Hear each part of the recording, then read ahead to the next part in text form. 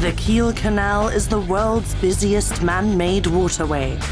Traffic can get pretty hectic here. We're sometimes just 50 meters away from other ships. The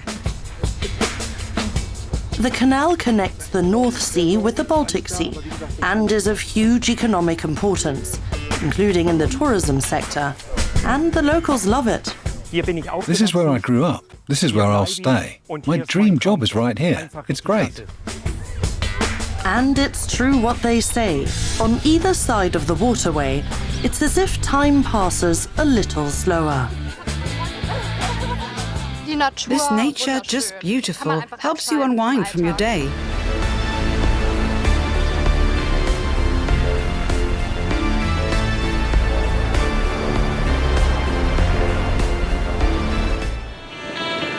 One sailboat, two sailors, and both of them are called Paul. Today will be the first time the two Pauls cross through the Kiel Canal. Paul, could you go down and see what they have to say on the radio?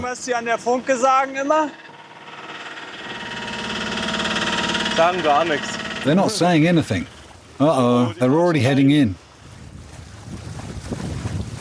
Into the Kiel Harbour Lock, the eastern gateway to the Kiel Canal. Can you toss on a third fender, Paul? Sure. Neither of them has ever been here before. Now that they're in the lock chamber, they first have to get their bearings. This place is off limits. You have to keep going. Oh, it's not allowed, okay. They finally find a small gap for Little Ida, their 8-meter-long sailboat. While they might not have any experience in this lock, they did read up on it beforehand.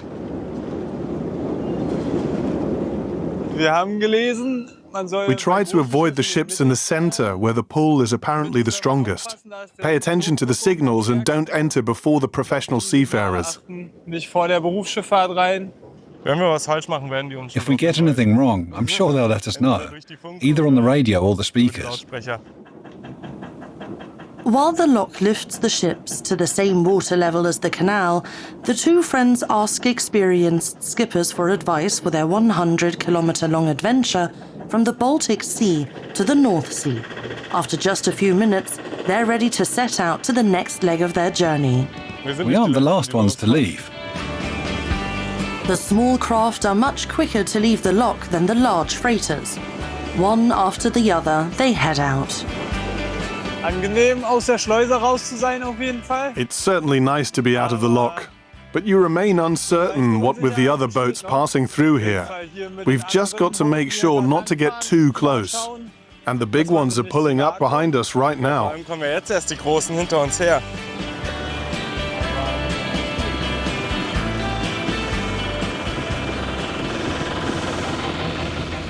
Big ones like the MS Elbskipper, nearly 135 meters long and over 22 meters wide.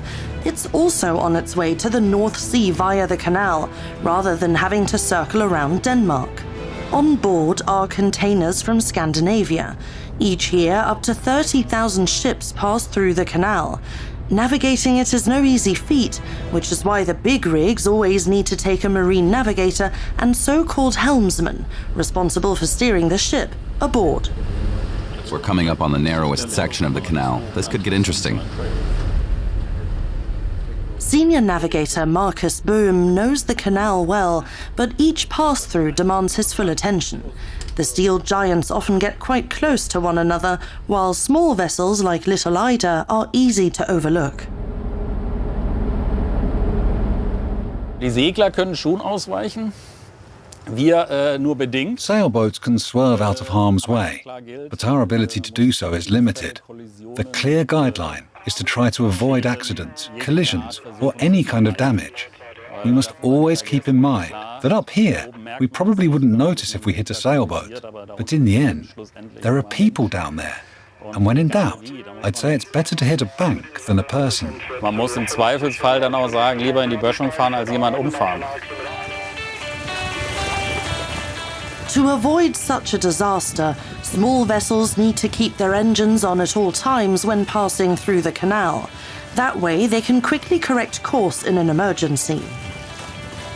The two Powells are slowly chugging westward at 6 knots. Large tankers like this are not allowed to go any faster. What a whopper. It's even more impressive from below. The two sailors have never got this close to such behemoths. During their apprenticeship on the Baltic Sea to become boat builders, the two decided to go on a grand adventure once their training was complete. Ideally, they'd love to make it to the Canary Islands, maybe further. But for now, they need a place to drop anchor for the night. Rendsburg, da. There, look, Rendsburg. Guck mal, das. But we wanted to go down here somewhere. Yeah, that's Rendsburg. We can't miss Wir werden it. schon sehen. Not everyone feels at home on the water. Some along the canal prefer solid ground under their feet. On both shores, there are paths ideal for bike tours. Elke, Lucia, Helmut and Karl-Heinz are also traveling along the canal, from east to west. If we see anything we like, we take a break and go take a look. No matter if it's a museum or a raised pew, a church, anything, we don't have a fixed schedule. We just see what the day brings. That's the beauty of it. Even if it's just stopping for a coffee. Exactly. The friends from the Bremen region have taken a week to bike along the entire canal, from one end to the other, including several mandatory detours. The road's blocked up ahead. We'll have to check the map to see how to get around. The service road's closed. Restricted for pedestrians and vehicles of any kind, including bicycles. Too bad. No way to turn around. Let's consult the map. There are lots of construction sites along the canal at the moment. It's easy to get disorientated. Das muss die Lebensaubrücke sein, da oben. That must be the Levensau High Bridge up there. So we'll need to take a right up there. We're heading to Knorp Manor. It should be up this way. All right, let's keep going. Weiter geht's. A fair bit away from the canal, the four slowly make their way towards the town of Brunsbüttel, along trails where time seems to have stood still. The many construction sites mean that things are also getting tight for the Elbskipper. They're currently widening the canal at this spot, digging up some 30,000 cubic meters of dirt each week. In 2024, the ships along this canal transported nearly 80 million tons of goods. That takes its toll. What state is the waterway connecting the North and Baltic Seas in? Schlecht. Poor. Just look. We've had to reduce our speed because the structure is in such bad shape. Das Bauwerk in so einem schlechten Zustand ist. Sicherlich auch bedingt durch die That's surely due in part to the size of the ships, which has steadily increased over the years. But just as with streets, bridges and railways, they've also saved a considerable amount of funds on waterways. In other words, far too little is being done to maintain waterways relative to what's being transported along them. auf dem Wasser auch transportiert wird. Each colourful container that a ship carries from Scandinavia to the large international ports in Hamburg, Bremerhaven or Rotterdam means one fewer truck on the roads. That saves gas and improves the goods' carbon footprints. But for too long, politicians have been running the waterway into the ground. In the town of Brunsbüttel, the canal meets the North Sea. Each ship that wants to enter or exit the canal has to pass through this lock.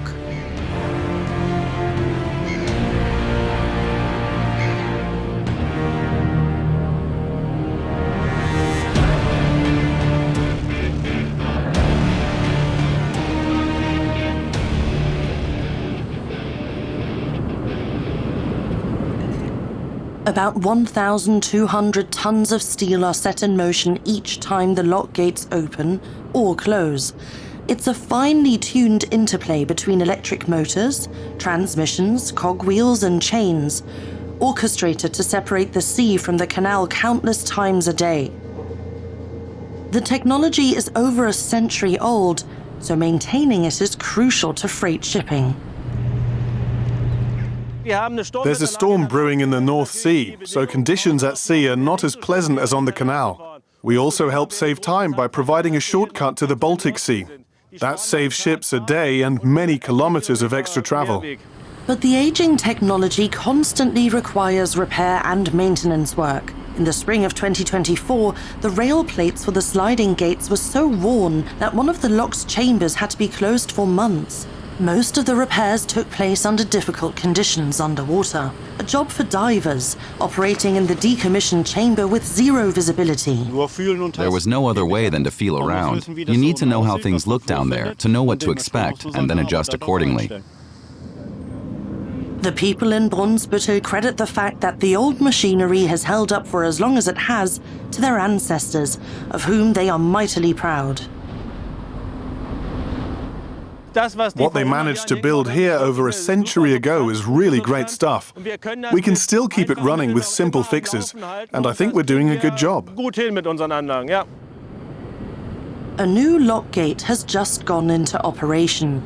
Another one is soon to follow. Up here, the mood is best when the canal is busy. The waterway has long become part of the scenery.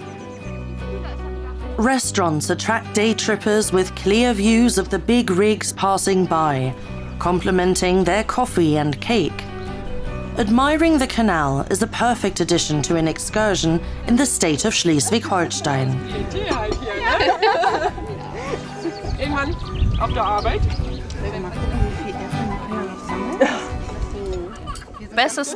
Perfect North German weather, and then this view of the beautiful canal.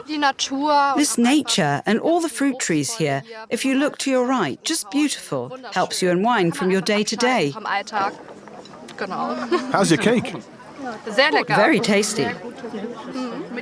Baked with love, just like Grandma's.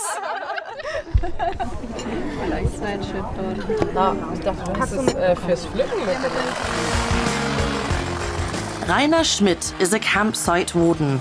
He too can credit his job to the canal. He's constantly battling with the campsite's hedges. If he doesn't trim them short enough, the guests can't watch the ships.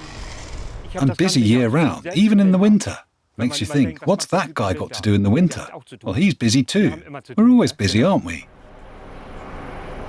Rendsburg marks roughly the midway point of the canal. Guests normally only spend one night at this RV site. Here they can get up really close to ships on the canal. Rainer is like the good spirit of the campsite. Hey there, you two. Hello, Rainer. You doing all right? Yes, and you? Doing great. Everyone's happy. Weather is lovely, the sun is shining. What more could one want? Plenty of ships. Estrid and Edgar live on the North Sea, but they're often on the move with their motorhome. Each time, they like to take a couple of days to visit Rainer. Camping and ship watching is a common pastime up here.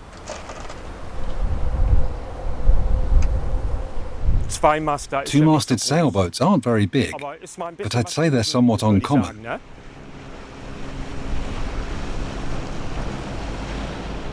And whenever anything bigger comes by, then what happens is people's mouths keep getting wider and wider, and then they start taking pictures. We're always asking ourselves, do they really need to take pictures of everything?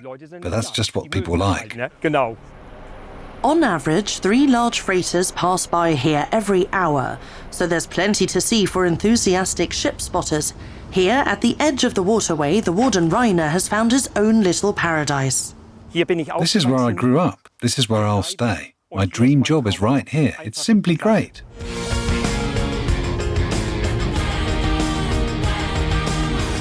The Elbe skipper has now also reached Rendsburg.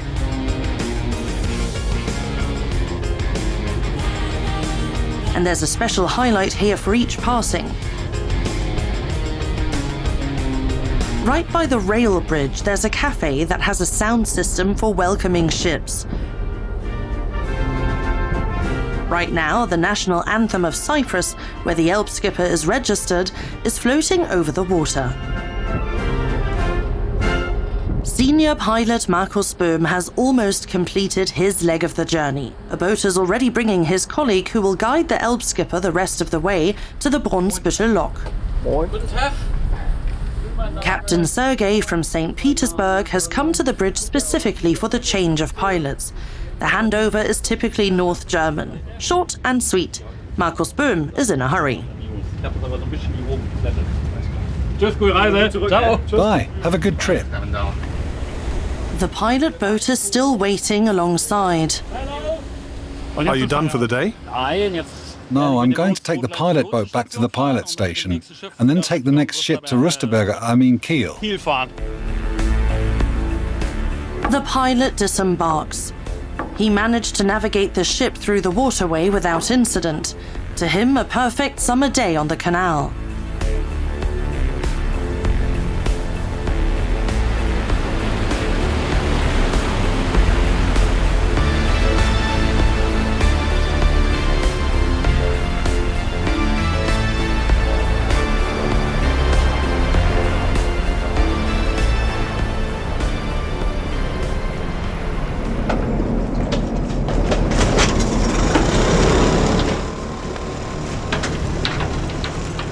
Thomas Philipsson likes the summertime best, when the sun rises early over the little harbour near Rade. Thomas is one of the last remaining professional fishermen here. What he catches with his nets he can later smoke or serve to restaurant guests. His working day always begins at 5 a.m. The early hours are just something to get accustomed to. You just have to go to bed early so you can wake up early. He just recently took over the business from his father-in-law. A safe distance from the shipping lanes where the large freighters pass through, he's cast his nets. These used to be very rich fishing grounds. Listening to the stories, you can tell things have changed over the years. Catching eel is a big issue everywhere. That's gotten much harder. And then there's the amount of herring being caught that has also gone down significantly.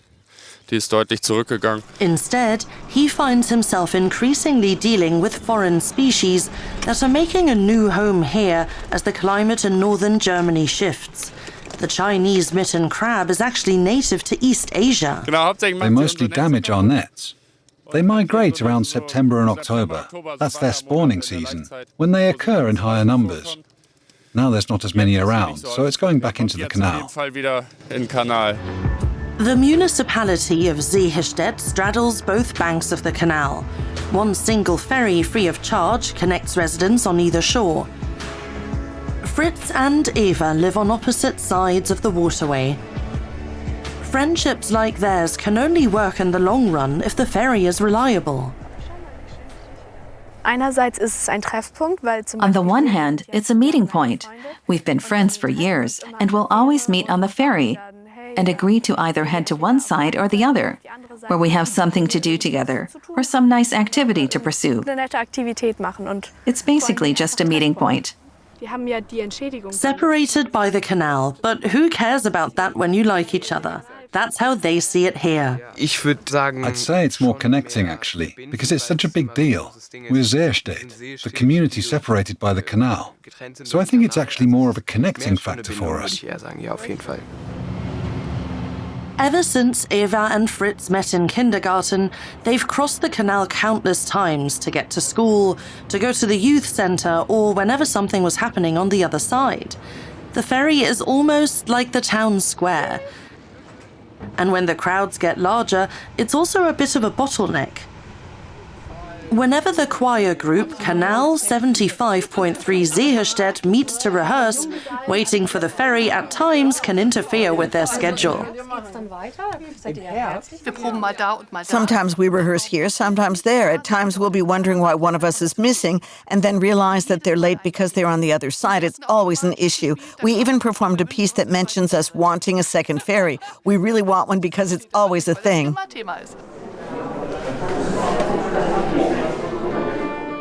Was ist das, was uns morgens aus den Betten treibt?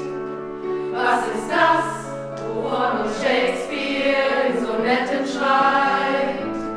Ganz egal, was This is how this culturally enthusiastic community has relied on a single ferry to reliably connect Sehestedt residents on either side of the canal with one another. So far, they seem to have managed to stay connected across the waterway quite well. And even if saying goodbye is hard, it's also an opportunity to look forward to the next encounter. And that's nice too.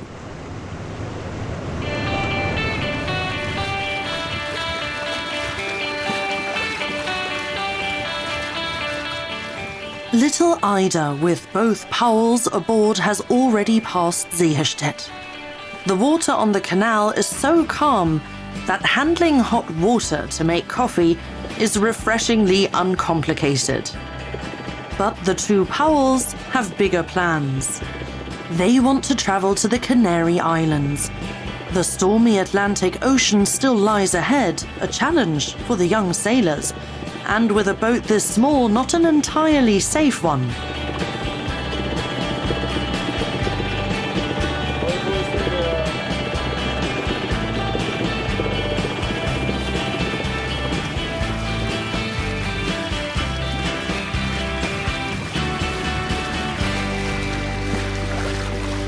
Also ich habe am meisten Angst natürlich vor den Orcas. Of course, I'm most afraid of the orcas. They can get pretty violent. Otherwise, it also wouldn't be great if a mast snapped or something similar. But I'm not expecting that. Everything is pretty sturdy. I'm more apprehensive than I am afraid. Und sonst habe ich eher Respekt als Angst. It'll certainly be hardcore with high waves and lots of wind, 3 days in a row. Viel Wind. That certainly commands respect. Das schafft schon Respekt. The two won't make it all the way to Brunsbüttel today. All small vessels have to be out of the canal by sundown. After, the risk of being overlooked by a freighter is simply too high. The two Powells have found a place to drop anchor for the night in a shallow side arm of the Ida River. Fits like a glove. How deep is it? 2 meters 20. Oh, then we better go a bit slower. There's barely any water under the keel, but they've made it through this stage of their adventure along the canal safe and sound. It's not like we'd planned a big, arduous journey. Up to now, we've just been keeping the motor running and the course straight. It's been pretty laid back. But it's still nice being here and knowing we can have a quiet night's rest instead of being tossed around by waves at the open sea. The Elbe skipper, on the other hand, is due to reach the North Sea by the end of the day. It's ploughing through the marshy landscape at 12 kilometers an hour. That's as fast as it's allowed to go.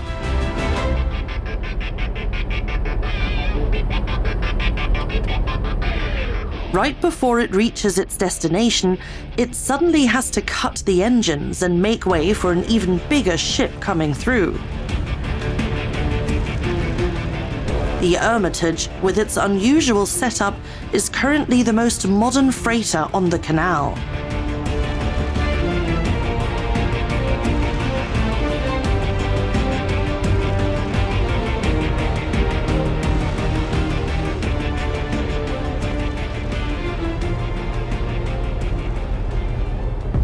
The Klein Westerland camping grounds are right next to where the large ships wait. This bay is one of the few areas in the inland where people can swim next to ocean liners.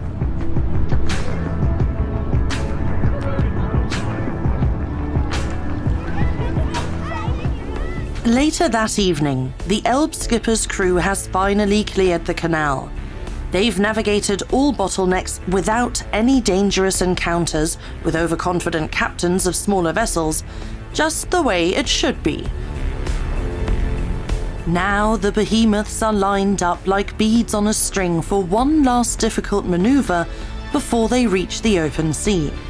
There's just one hurdle remaining, entering the North Sea.